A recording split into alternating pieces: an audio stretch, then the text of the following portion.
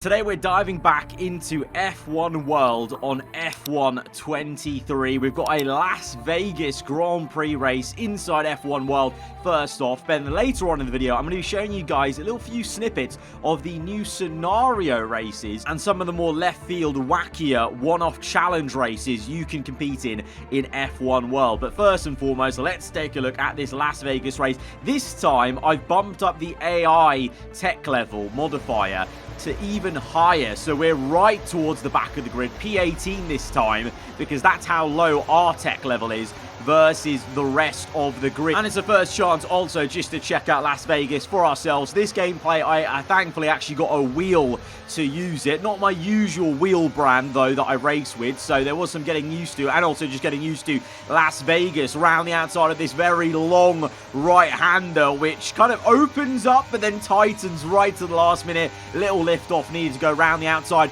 and then looking to try and go down the inside of one or two cars, maybe. No, not quite, as that AI squeezes it out as we get through to this sphere section. And this left-hander, my word, this is difficult to spot when you're meant to brake. There's really no marker. I think looking back at it now, I think using the TV screens up ahead of the grandstands may be the best way to try and judge where you're meant to start applying the brakes as we now come towards the next section, which runs on to that infamous Las Vegas Strip. You know, already you can see maybe the AI a little bit more challenging versus the Qatar one. I think at this point we maybe gained about, 6-7 positions around Qatar. We've only gained a couple here up to P14. Apologies for the heads-up display being cut off. This one, I recorded it where the game was playing on like a widescreen monitor, so the whole game was stretched out in terms of the FOV and what was available to us. But, I've kind of punched it in just to get the usual 16:9 ratios. We now go down this glorious strip, which is just, I'm in awe of. It looks incredible with all the lights flashing, the different kind of casinos, the hotels. We make a really nice move around the outside there. That corner I found was a big traction zone on this circuit, so that's going to be one to watch out for in terms of the wheel spin potentially. But the rest of it, very, as it has been the case with F1 23 handling, very similar. You have that further confidence to go and make moves, get on the power early and wrestle the car through if it does have a bit of a snap, as we make a move on the outside of P12 to get up into P11 now. And we're facing like tech level 121 now in the top 10. So, for Qatar, I was only getting to this tech level of AI around maybe the top 6, I think it was. I think the top 2 AI are maybe creeping over to like tech level 170 or odd. But obviously, remember, as you go on through F1 World, as you get higher and higher on tech level, you can get up to level 1000. So eventually, I think you should be able to boost up the tech level to some ridiculous levels compared to where you are at as well, because I think the tech level in terms of the menu of what you can place on the AI, that is based off what tech level you are at. And it's not just out and out straight line speed. It'll be things like just pure downforce, drag reduction. So there's a number of things that are improving these AI cars around us and your car in terms of making it better, as we now have a really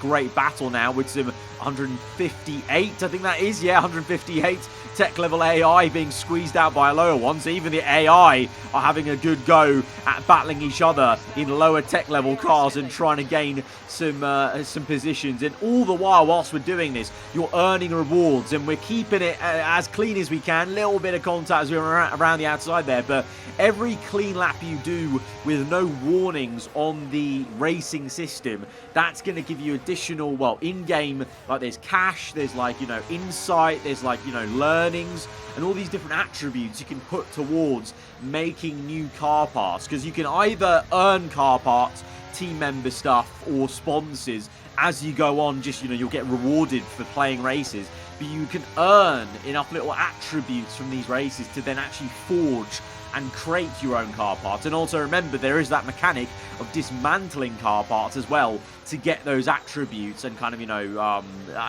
almost like currency, because obviously there's in-game cash, but there's other things you have to have as well, like insight and knowledge and like tire data and stuff like that. All these different little variables to actually make car parts as we now chase after P5, who's going for a move on P4. It's going to be 3 wide here on the Las Vegas Strip as we go through into P4. Couldn't quite get the podium here at Las Vegas, but we've done better on the wheel to secure a pretty decent position versus Qatar, where we're falling away. And this time, you may have noticed on the heads-up display, we've had no boosters available this entire time. So this was just without boosters. Maybe with a booster, I maybe could have got the podium there right at the end, because Qatar, if you watch that gameplay, we saw for the first time the mechanics of like the booster coming in every single lap. But yeah, fun race at Las Vegas, a little bit more challenging, I think, versus some slightly higher tech level, but at the same time, you actually got better racing, so they were a bit more punchy. But now, we're going to look into some of the other event types and classes you can play in F1 World. You've got the kind of usual quick races. You've also got these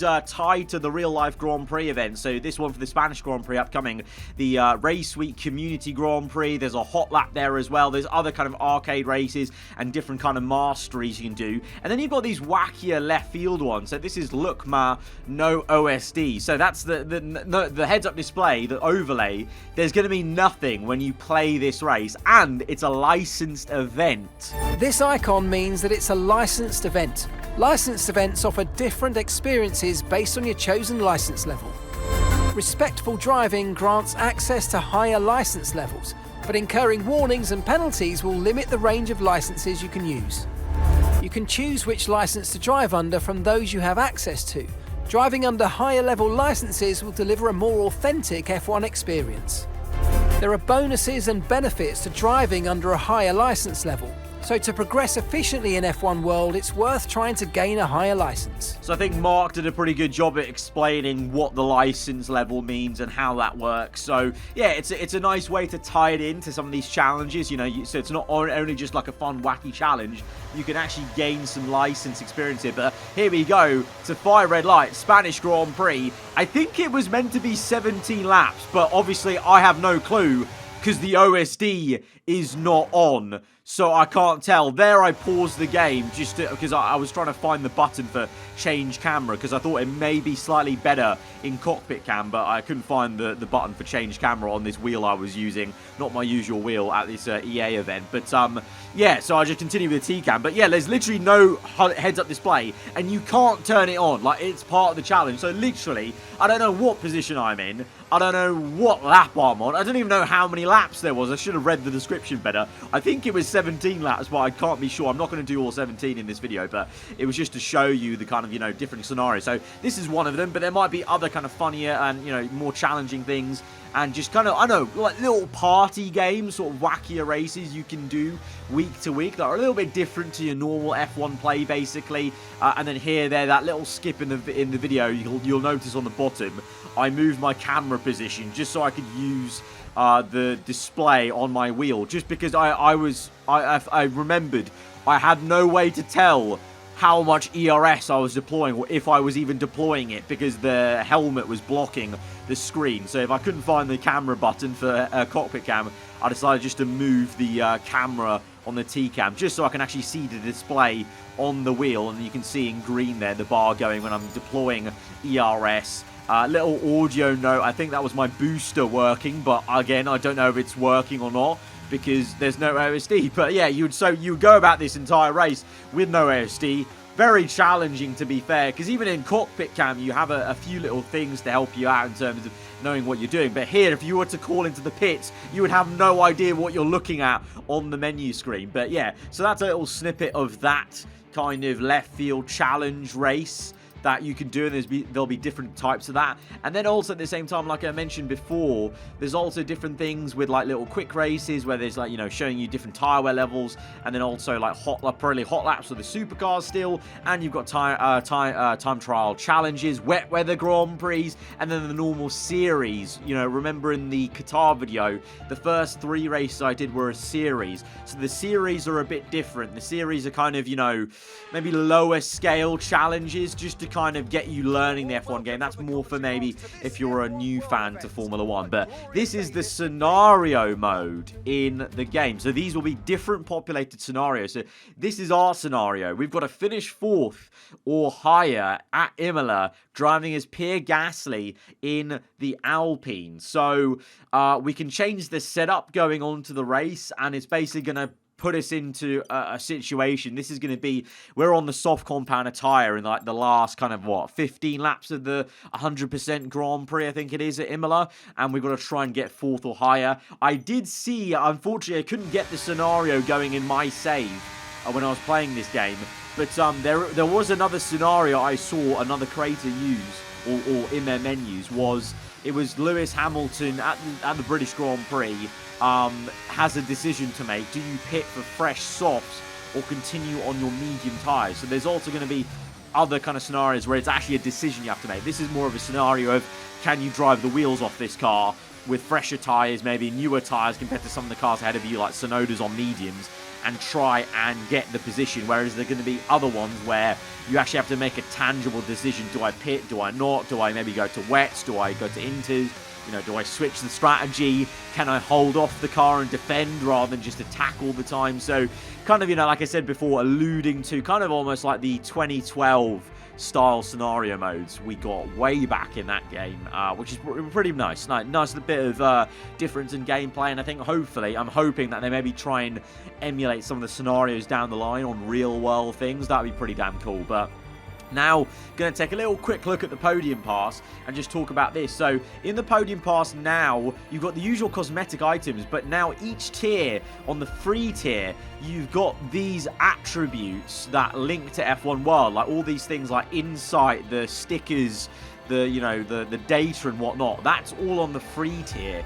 So that's why you'd want to try and progress through the podium pass, is to get some of these extra kind of, tangible things to then spend making parts in F1 World. And then the VIP tier is more the aesthetic stuff, like the helmets, the new liveries, and the gear and stuff, like with the gloves and the helmet. So that's why on the free tier you'd want to progress on the podium pass. And the devs, when we spoke to them at this event, were very adamant also, by the way, that there is no pay to win mechanic in this game. There are no loot boxes planned at all for this game. There are no, kind of extra things. The only thing you can technically do to maybe get your progression quicker is by purchasing some XP boosts, and that will just simply mean that you're collecting or you're going through, the podium pass maybe quicker. But I think they've actually removed the feature of buying your way through the tiers of the podium pass. So you used to be able to actually buy, you could buy the VIP podium pass, and then you could buy up to the last level of podium pass. Now you can't do that, I believe, and you can only get an XP boost to make your progression quicker through that. But that's the only thing you can actually tangibly buy with real world money to somehow improve your car quicker. But that's because you're getting more XP, so you're getting a few more little variable items you can then spend on building parts. But apart from that, there's no loot boxes to get you more parts. There's no way you can spend real money on car parts like directly. So that was something they're very adamant about. So yeah, we'll see how that goes basically. But it did genuinely seem like, okay, there isn't actually that much you can do then to actually pay your way to the top. You are going to have to actually just play the game a lot, with aside from like the XP boost. But there's only, I think, so many times that'll be worth it, because once you get to the end of the podium pass